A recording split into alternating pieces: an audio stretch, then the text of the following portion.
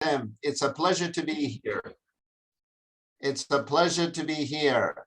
Now, this presentation is unique in the sense that I challenge you to ask yourself, I'm sure you have walked by trees, but the question is, have you ever asked yourself as you walk by trees if trees can teach you?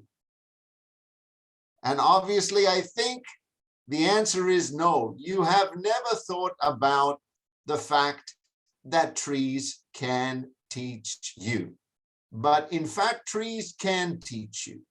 All you need to do is one very, very important skill, and it's called observation and reflection. Observation and reflection are two of the most important scientific skills that we have forgotten about, because in reality, we are researchers, we are scientists. We don't need to go into a lab, we don't need a PhD, and we don't need a microscope. All we need is our God-given eyes and our self-reflective ability. Both God-given tools that we can use to become better in our own reality. So, my question to you is, trees can teach us, but how can they teach us? Well, let me share my screen with you. Let me share my screen with you. Okay, can you see my screen? Okay, great, thank you. Just give me a thumbs up and kindly put your name in the in your video. So if you can kind of rename yourself so I know who I'm speaking with, that would be very helpful. Just your first name would be fine, please. Thank you. So let me just open this up. 1 second. Okay. Okay, can you hear me? Can I get a thumbs up if you can hear me? Can I? Excellent. All right. So I'm going to show you a very, very brief video. This brief video is about Biosphere 2. What was Biosphere 2? Biosphere 2 was an experiment that was conducted in the early 1990s in Arizona. Biosphere 2 was a giant project that was funded by a billionaire, Edward E. Bass. Essentially, what did they want to do? They wanted to find out if people could live in a self-sustaining environment. A self-sustaining environment is an environment where everything is contained within, that everything is protected from the outside forces and the elements, and everything is basically decided upon to live and grow and develop from within. So let me show you what Biosphere 2 looked like. It was built and is still around and is still working and is part of an extensive research project conducted in Arizona and continues to be conducted in Arizona. Here is Biosphere 2. So, as I said, you are now looking at Biosphere 2, a supersized 3-acre terrain funded by Texas billionaire Edward E. Bass. It has over 66,000 glass panes of window, 7 million cubic feet of space, includes a rainforest, a desert, even a tiny ocean, and 3,800 different species of animals within Biosphere 2. It opened in the early 1990s. Researchers who were in there were sealed in. In other words, they weren't allowed to leave. No one was allowed to leave. And it is supposedly the first attempt to build a self-sustaining environment for the flora and the fauna, which means for the animals and for the environment, the trees, to develop new technologies and to grow their own food, recycle their own air, water, and waste. So, what can we learn about what happened in Biosphere 2 that can help us understand our reality? Well, this is what we're going to find out tonight. So this presentation is based on research, just in case you feel that maybe it's just about feeling good. It is not just about feeling good. It is about reality that comes out of science that we can learn something about so that we can help our own lives become more enriching and challenging and interesting. So there is Biosphere 2. The source is from the Smithsonian Channel, in case you're wondering where I got this from. The Smithsonian is a museum that uses documented sources. So this is not a made-up video, it is a real video. And what do trees teach us coming out of this experiment called Biosphere 2? All right, so what can trees teach people? Essentially, this is the question we're asking today. Now, as I mentioned, Biosphere 2 was an experiment in the 1990s in Arizona. What a protected and sustainable life reveals. This is what the scientists found out. This is what it looked like inside. As I said, it had desert, it had small rivers, it had a stream, it even had a small lake. Everything that we find in nature was replicated and copied in Biosphere 2. So it was a sustainable and protected environment. And here are the trees growing just like in a tropical forest in Biosphere 2. So, protected environment. Think about your own protected environment. What did they find out, however? They found out that as time went on and as trees grew bigger and taller and greater, the trees would collapse.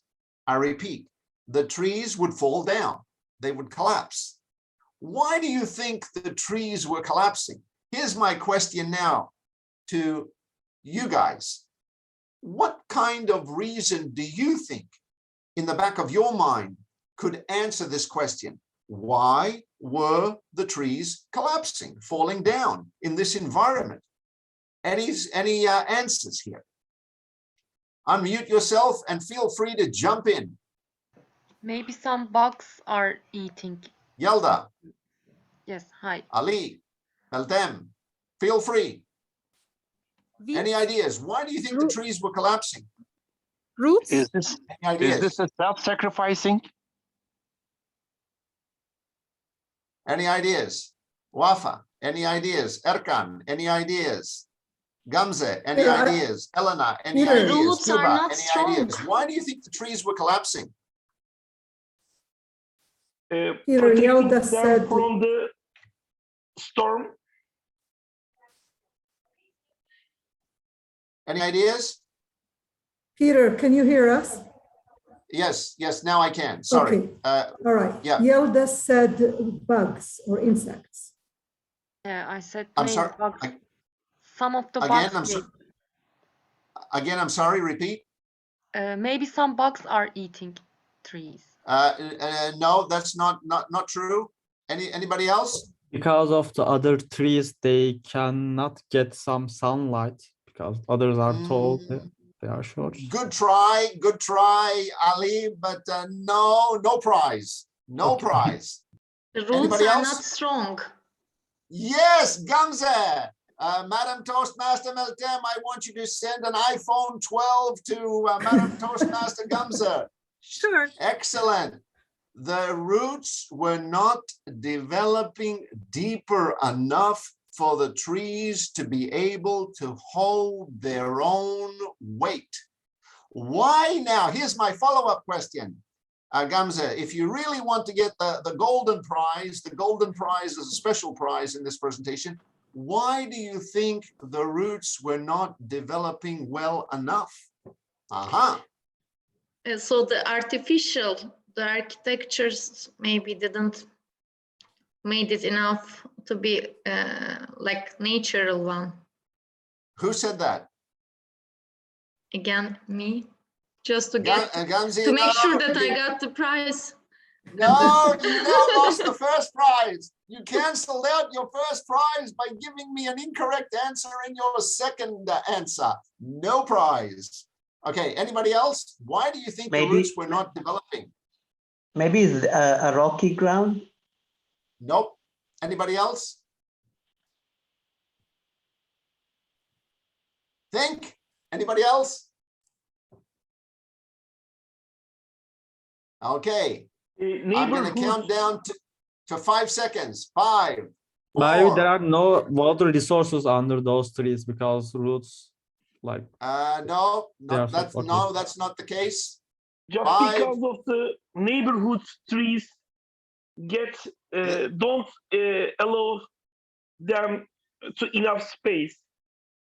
No, that's not true. 4, 5, 3, 2, 1. Keep the Okay. balance. No, the trees were collapsing because there was no wind. I repeat, they found that because there wasn't any wind, the trees were collapsing. Now, what's the relationship between wind, trees, and roots? Any idea? What do you think the relationship is between wind and tree roots? if there is Maybe no, Any idea? if there is no Maybe- problem, you are not looking for any solution. So the problem is wind. So if there is no wind, you are not looking for the strength connection with the earth surface. Yeah, so what was the wind, what is the wind supposed to do? If the wind is missing here, if the wind is absent, what do you think the wind does to trees?